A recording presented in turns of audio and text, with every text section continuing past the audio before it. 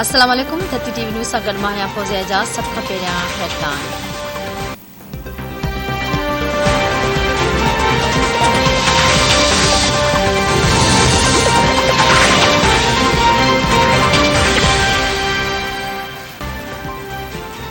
हमज़ा शहबाज़ पंजाब जे वॾे वज़ीर तौरु कसम खणी वरितो। स्पीकर राजा परवेज़ अशरफ हमज़ा शहबाज़ खे उहिदे जो कसम खणायो।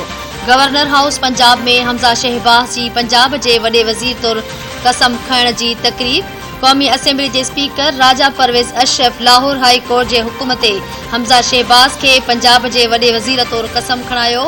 मुस्लिम लीग नून जी नाइब सदर मरियम नवाज़ घरू मामलनि जो वफ़ाक़ी वज़ीर राना सनाउल्लाह हलफ़ बरदारी तक़रीब में शरीक।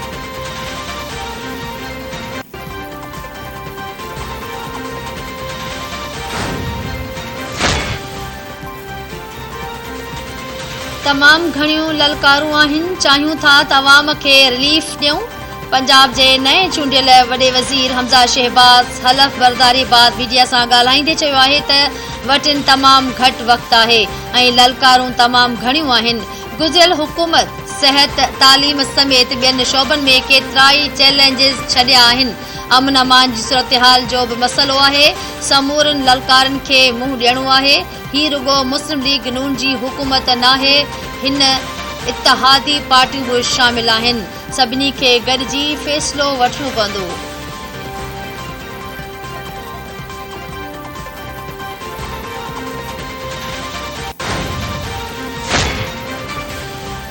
गवर्नर हाउस ते पुलिस ज़रिए गुंडनि कब्ज़ो करे वरितो आहे। पंजाब जे गवर्नर उमर सरफराज़ चीमा सदर आरिफ अलवी सां राबितो करे वरितो। गवर्नर उमर सरफराज़ चीमा सदर खे ॿुधायो त इजाज़त खां सवाइ गवर्नर हाउस में सवें पुलिस अहलकार मोकिलिया विया आहिनि। गवर्नर हाउस ते इंतिज़ामी तौरु आइन जोड़ियो वियो आहे। गवर्नर हाउस में थियण वारी अॼु कंहिं सरगर्मीअ खे गवर्नर जी इजाज़त हासिल नाहे।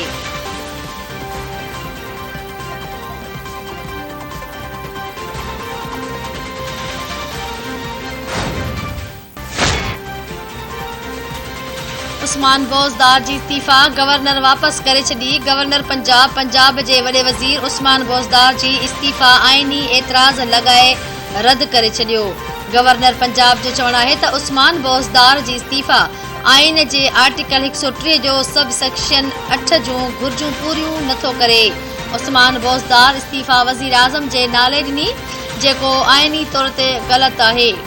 गवर्नर उस्मान बोज़दार जी इस्तीफ़ा रद्द करे छॾी। पंजाब असेंबली जे स्पीकर खे ख़त लिखियो। पंजाब असेंबली जे स्पीकर परवेज़ इलाही ख़त मिलण जी तस्दीक करे छॾी।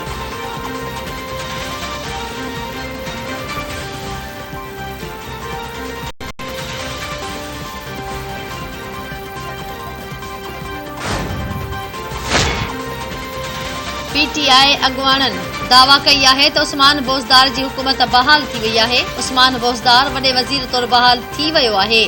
उस्मान बोज़दार काबीना जो इजलास अॼु कोठाए वरितो। पीटीआई अॻुवाण मुराद रास चयो आहे त गवर्नर पंजाब उस्मान बोज़दार जी काबीना बहाल करे छॾी आहे।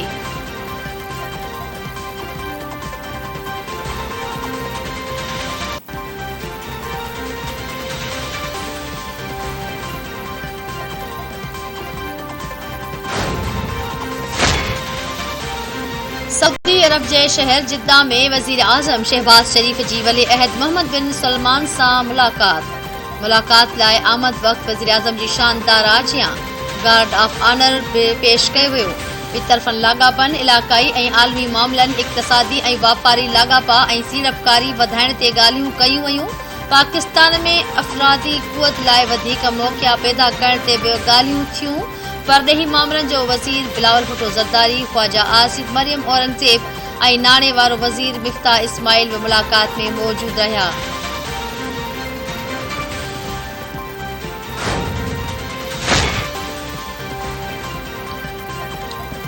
काबुल में मस्जिद अंदर बम धमाके सबब मारिजी वियलनि जो अंग 66 थी वियो। धमाके जा 78 ज़ख़्मी अस्पतालुनि में दाख़िल। ख़बरूं इदारनि जो चवणु आहे त धमाको इम्कानी तौर ते आपघाती हो। धमाके वक़्तु गॾियल क़ौमुनि जा 2 अहलकार मस्जिद में मौजूदु हुआ। तालिबान तर्जुमान जो चवणु आहे त हमिलो कंदड़नि खे संदन अंजाम ताईं पहुचायो वेंदो।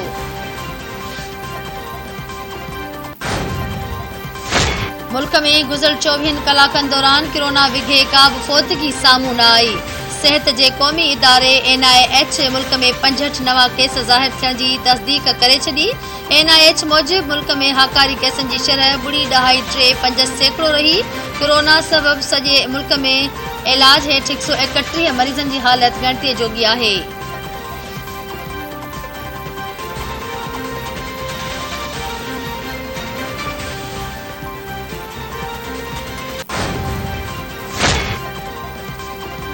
घोटकी भरिसां 2 धुरनि में झेड़े में नीगरी क़त्ल थी वई। आदिलपुर थाणे जी हद ॻोठ बागोरो चाचड़ में चाचड़ बिरादरी जे 2 धुरनि में झेड़ो थी पियो। झेड़े दौरान फायरिंग में नीगरी आसिया चाचड़ मारिजी वई। 4 ॼणा ज़ख़्मी थी पिया।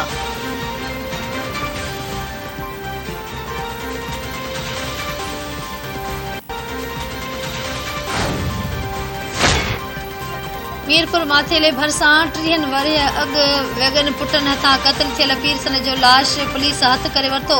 मक़तूल जे पुट अली हसन कलवड़ वारदात वारे हंधि पहुची खूह जी खोटाई कराई।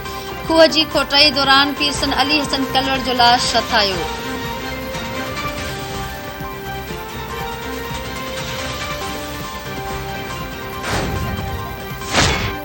ईद दौरान कराची समेत मुख़्तलिफ़ शहरनि में मिटे तूफ़ान ऐं बरसात जो इम्कान।